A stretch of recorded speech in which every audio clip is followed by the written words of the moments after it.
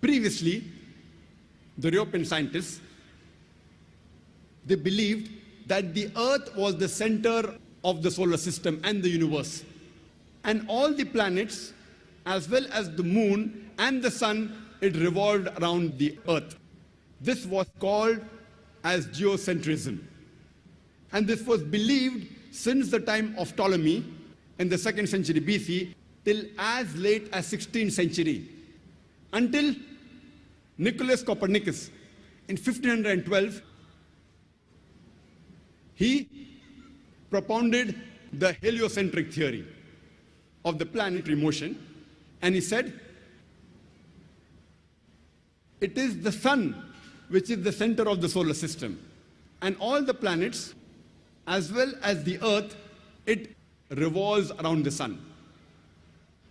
And later on, a German scientist by the name of Johannes Kepler, in 1609, he wrote in his book by the name Astronomia Novia, that not only do the planets and the Earth, they revolve around the sun, but they also rotate about their own axis.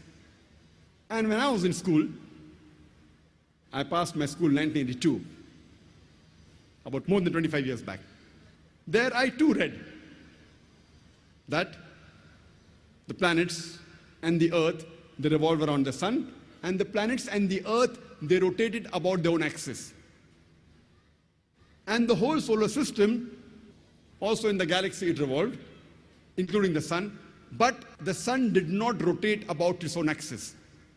In this context, the sun was stationary.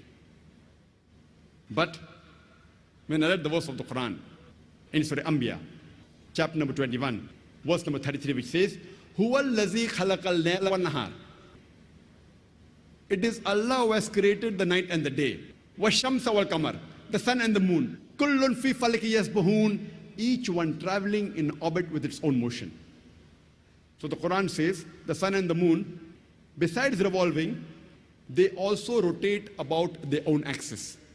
The Arabic word used here is yasbahun, derived from the Arabic word sabaha, which describes the motion of a moving body. If I use this Arabic word yasbaha for a person who's moving on the floor, it will not mean that he's rolling, it will mean he's either walking or running. If I use the same word for a person in the water, it will not mean he's floating, it will mean he's swimming. Similarly, when Allah subhanahu wa ta'ala uses the same word for a celestial body, it does not mean that it is flying in the air, it means it is moving along with its own rotation. It's rotating about its own axis. So Quran says the sun and the moon, besides revolving, it also rotates about its own axis. And today, science has discovered that even the sun rotates. Since we can't see the sun directly, you get blinded if you see directly. If you have an equipment and have the image of the sun on a tabletop, we find that there are spots in the sun. And it takes about 25 days for the spots to complete one rotation, indicating that the sun takes approximately 25 days to complete one rotation. Imagine when I was in school, I was taught the sun was stationary, it didn't rotate about its own axis. And the Quran mentioned 14 years ago that it rotates.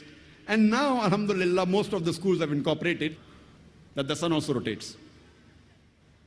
Further, we read in the Quran, it's mentioned in the Quran in Surah Yasin, chapter number 36, verse number 40. It is not permitted for the sun to overtake the moon, nor the night to outstrip the day. The moon and the sun. Kullun fi falaki yasbahun, each one traveling in orbit with its own motion. Now the scientists say that the orbit of the sun and the moon is different. So there's no question of the sun overtaking the moon. That's what the Quran says. And today the scientists, they tell us that the sun is moving in a direction in the universe to a particular fixed direction, which is called as the solar apex. In the constellation of Hercules, also known as Alpha Lyra, at a speed of 12 miles per second. And today the scientists, they tell us that the sunlight we have is due to a chemical reaction which is taking place since billions of years. And one day, this chemical reaction will cease. And so will the light of the sun cease to exist. And so will the life on this earth cease to exist. But the scientists say it will take another few billion years. Quran gives a similar message. In Surah Yasin, chapter number 36, verse number 38, والشمس تجري لمستقر لها, that the sun is running its course for a period determined, to a place determined. The Arabic word used here is mustaqar, which has two meanings. Either it means for a period determined, or it means to a place determined. And today science says that the sun is moving to a particular spot known as solar apex, and it will exist for a particular time period. So both the meanings of mustaqar, to a place determined and for a period determined according to science, is perfect. Imagine, Quran mentions this 1400 years ago.